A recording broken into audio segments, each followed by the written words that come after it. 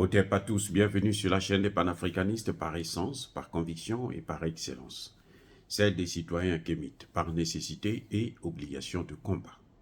Nous sommes une chaîne qui n'est guidée que par nos ancêtres et rien que par les ancêtres qui appartiennent à l'égrégore du monde noir. Par conséquent, nous ne croyons en aucun Dieu venu de l'étranger. Toutefois, cette vidéo n'est aucunement destinée à inciter à la haine ou à la violence, car nous menons un combat qui est d'abord et avant tout spirituel, intellectuel et démocratique. Ensuite, il est politique, géopolitique et géostratégique, contre l'impérialisme, le colonialisme, le néocolonialisme et l'endocolonat, qui sont tous qualifiés de crimes contre l'humanité. Nous menons ce combat sur la base du principe fondamental que nous avons hérité de nos ancêtres kémites, qui est celui de la Mahat, c'est-à-dire solidarité, vérité et justice. Vous êtes donc en droit de connaître la vérité et nous avons l'obligation de vous dire la vérité, rien que la vérité, afin que justice soit rendue au continent africain. Et ça, c'est notre modeste contribution dans cette noble lutte en faveur de la souveraineté, la dignité, la solidarité et l'unité africaine. C'est exactement ça que nous appelons le panafricanisme. Bien-aimés frères et sœurs, le gouvernement du Niger a libéré le fils de Bazoum, ils ont libéré la femme de Bazoum. Ça va de soi. Bon, je ne sais pas quelles sont les raisons réelles qui ont fait à ce qu'on puisse les arrêter aussi avec le président Bazoum, l'ancien président Bazoum. Mais je trouve inopportun la libération de Bazoum lui-même. Si j'ai un conseil à donner au président Tchani, c'est de ne pas libérer Bazoum. Avec ou sans la démission. Mais oui. Je dis bien avec ou sans la démission. Qu'il démissionne ou pas, la place de Bazoum, c'est en prison. On doit le juger et on le met en prison. Parce que on est là devant, il y a deux raisons. La première, c'est que il faut savoir que nous sommes devant une promesse du président Tchani de juger Bazoum pour haute trahison. Nous savons aujourd'hui que c'est Bazoum qui a demandé expressément à Emmanuel Macron d'intervenir. Depuis le coup d'État du 26 juillet 2000, un coup d'État révolutionnaire bien sûr, 2023, eh bien, Bazoum ne s'est jamais adressé au peuple du Niger. Bazoum préfère s'adresser à la France, aux États-Unis. On a vu la pression du secrétaire d'État américain qui voulait parler avec Tchani pour lui donner des instructions, des injonctions, comme ils ont fait avec le président Assimi Goïta, c'est la même chose. Bon, écoute, bon, tu as pris le pouvoir, c'est pas grave. Bon. Mais la personne que tu dois mettre président, c'est X, et Premier ministre, c'est Y, et ministre tel. Non, non.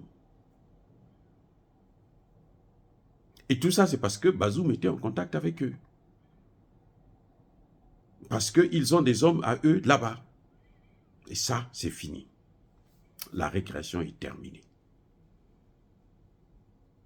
Bazoum n'a pas le droit de sortir de prison.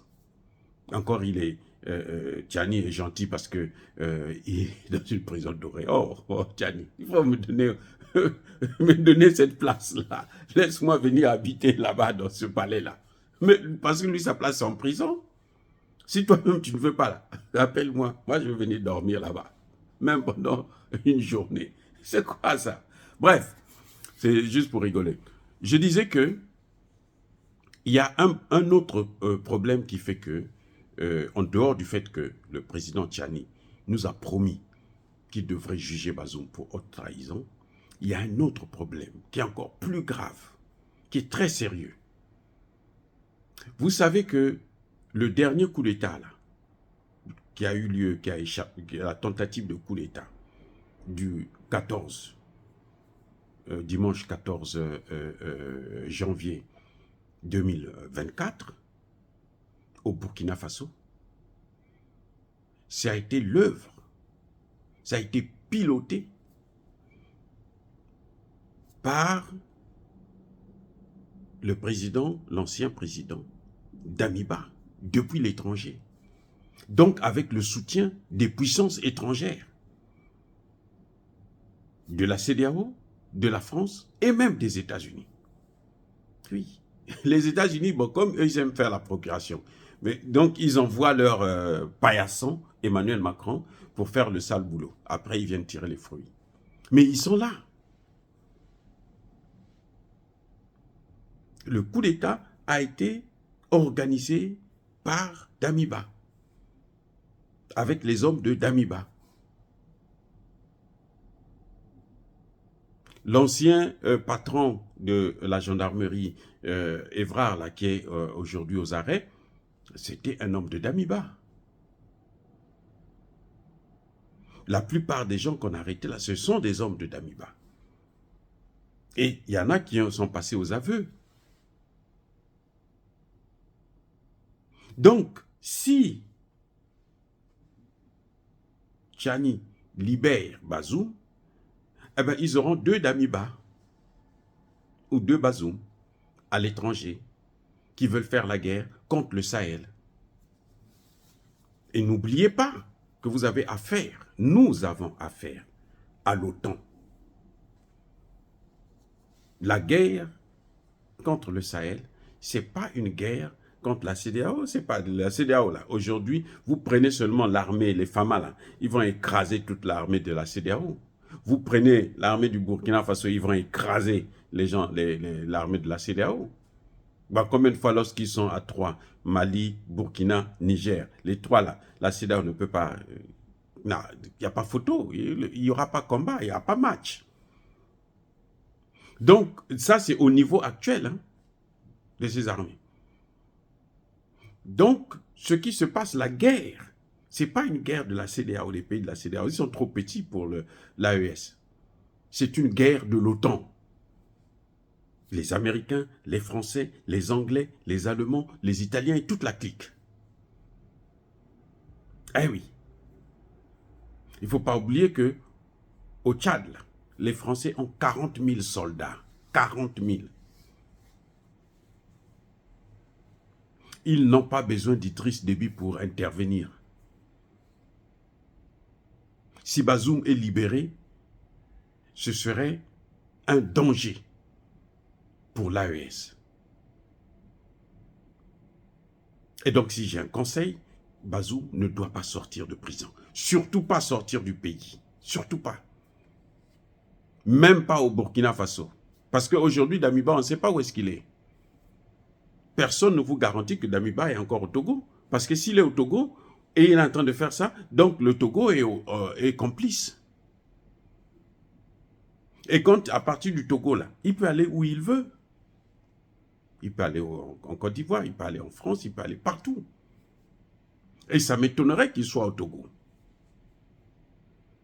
Bazoum aussi, c'est pareil. Si on envoie, on dit, bon, écoute, comme il y a son fils et sa femme qui devraient déjà être au Togo, ben, si on envoie Bazoum aussi, il part au Togo. Il s'assoit là pendant 1 mois. Le 2e mois, il s'en va en Côte d'Ivoire. Et la Côte d'Ivoire, là-bas, il a ses hommes. Il commence encore à préparer un coup. Et puis, ils viennent emmerder le monde. Non, on ne peut pas prendre de tels risques, à mon avis. On ne peut pas prendre de tels risques. Ce que nous souhaitons, ce que nous attendons, c'est un procès public où on voit comment on interroge Bazoum et qu'on le condamne, parce qu'on sait qu'il est coupable, qu'on le condamne, et puis bon, il va purger sa peine. C'est clair. Vous n'avez pas besoin de la CEDEAO. Attendez, je répète.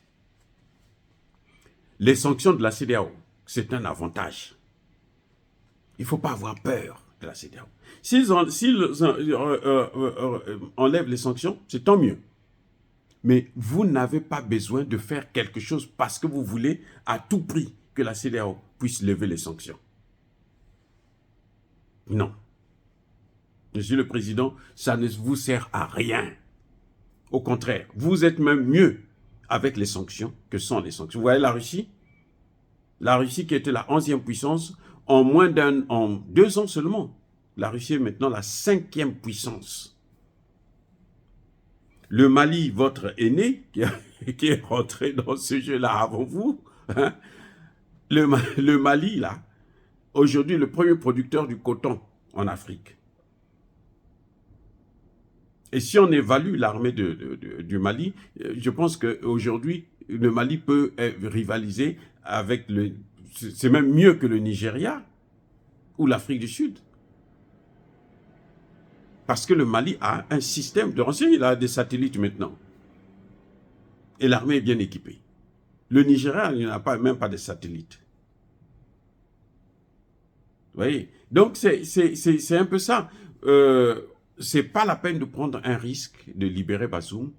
Et puis, bon, que demain, on apprenne qu'il est allé, on organise encore.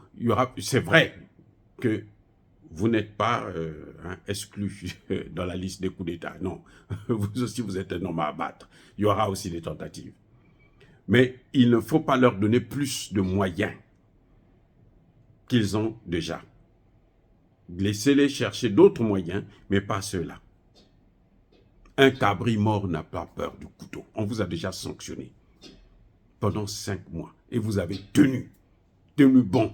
Et ce qui est encore plus important, c'est que vous avez le peuple avec vous, malgré les sanctions. Quand la CEDEAO, le 10 décembre dernier, a maintenu les sanctions, le peuple est sorti pour dire nous sommes. Mais c'est beau, Monsieur le Président. C'est beau. Il n'y a pas plus beau que ça. Vous voyez les autres présidents africains, là, et ils sont malheureux. Ils ont l'argent, ils volent, ils sont riches. Mais ils sont malheureux. Ils sont malheureux. C'est des minables. Parce qu'ils sont obligés de courir après Emmanuel Macron. Ils sont obligés de flatter Emmanuel Macron. Vous avez vu Tshisekedi? Tshisekedi est arrivé à dire Emmanuel Macron, c'est mon frère. Emmanuel Macron est en train de lui baiser la gueule.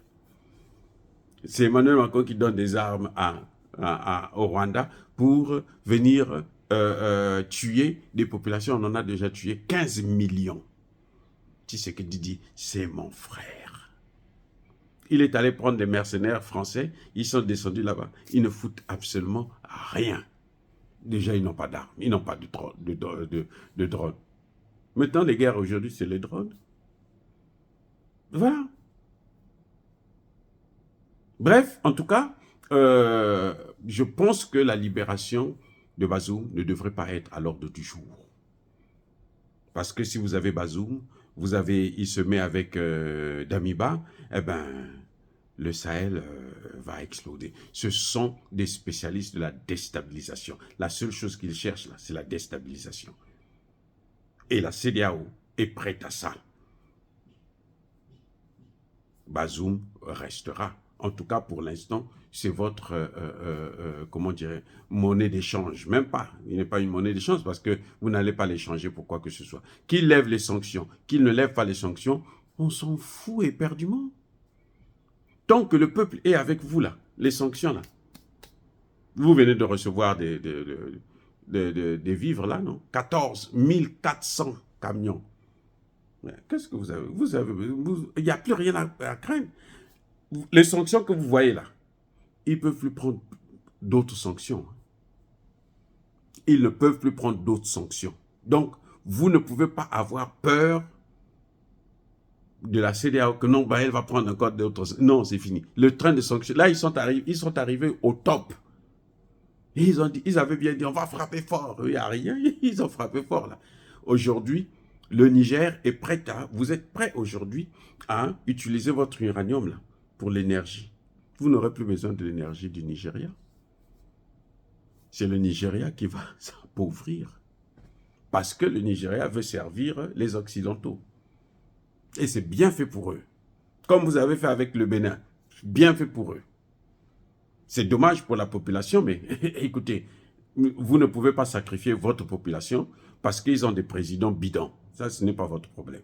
Oh, bien-aimés frères et sœurs, dire cela, c'est inciter à la haine ou à la violence. Non, Yaba colère, Yamalem. Encore une fois de plus, les amis, soyez bénis, abondamment bénis, je persiste et je signe par le Dieu de Kémit et par nos ancêtres angélisés. Mais que tous ceux qui persécutent le continent africain le pillent et le déstabilisent. Qu'ils soient noirs, blancs, chinois, arabes, juifs, indiens ou qui qu'ils soient punis, maudits, foudroyés, neutralisés, écrasés, effacés par ce Dieu de Kémit et par nos ancêtres angélisés. Vive l'Afrique éternelle, j'ai dit et j'assume.